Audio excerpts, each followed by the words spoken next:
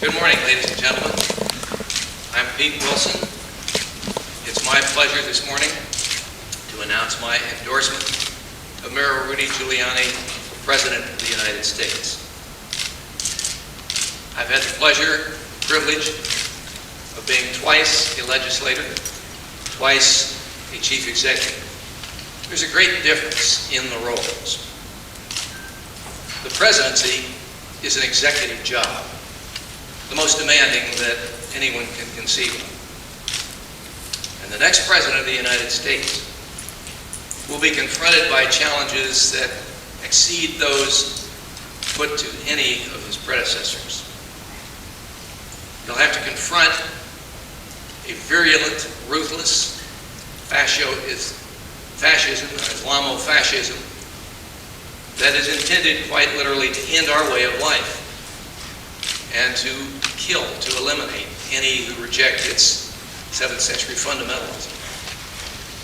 The next president will have to deal with a majority in the Congress who have such hunger to hold office and to score partisan points that they are willing to at least seek to deny to the president and the nation the resources and the legal powers that are required both to safeguard the American people at home and to sustain the pressure, diplomatic and military, that will be required to win a long global war against terror. Someone with the kind of chief executive experience that those challenges call for is happily available to the American people. And he has been tested, as has no other candidate vying for the Republican nomination. And by the way, I'm not one of those who bemoans the field. I think it's pretty good. I know most of the people, I know all of the front runners. They are not only decent, good men, they are also personable and articulate. But they have not been tested in the same fashion. No one has been. So they have not demonstrated the kind of seasoned, successful experience that has been distinguishing hallmark of the career of Rudy Giuliani, whether as U.S. Attorney for the Southern District, or as the Chief of the Criminal Division in the United States Department of Justice, and most relevant and most significant, the extraordinary job he did as the mayor of New York. He inherited from his predecessor a city that was not only the largest, but the most dysfunctional in America. It was a disaster. It was dirty, dangerous, and fiscally dysfunctional. By the end of his tenure in office, Rudy Giuliani had changed all of that. The city was safe, clean, and restored to very good fiscal health. Now, that doesn't just happen. It didn't just occur on his watch. He made it happen,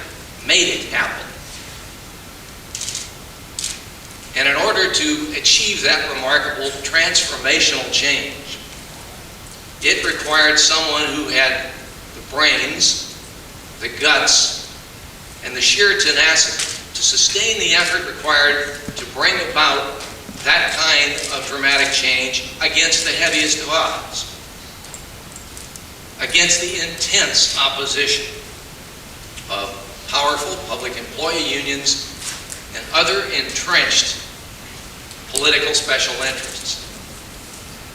And Rudy Giuliani did what all the naysayers said could never be done. He changed it. And he changed it by force of personality, by argument, by appealing to people in a way that they really could not reject. The city became infinitely safer.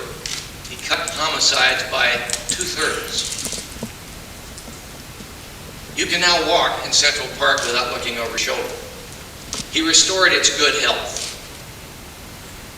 America needs the kind of leadership that Rudy Giuliani gave to the city of New York and can give to the people of the United States. I'll put it in the simplest possible terms.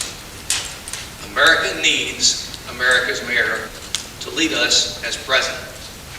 It is my privilege to introduce to you someone whom you're going to see a great deal of.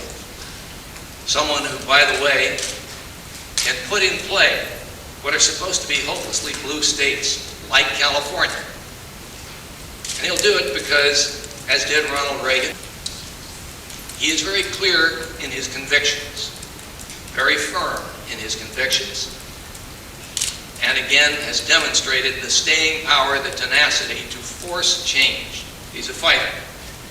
That's what we need. Mr. Mayor, great pleasure.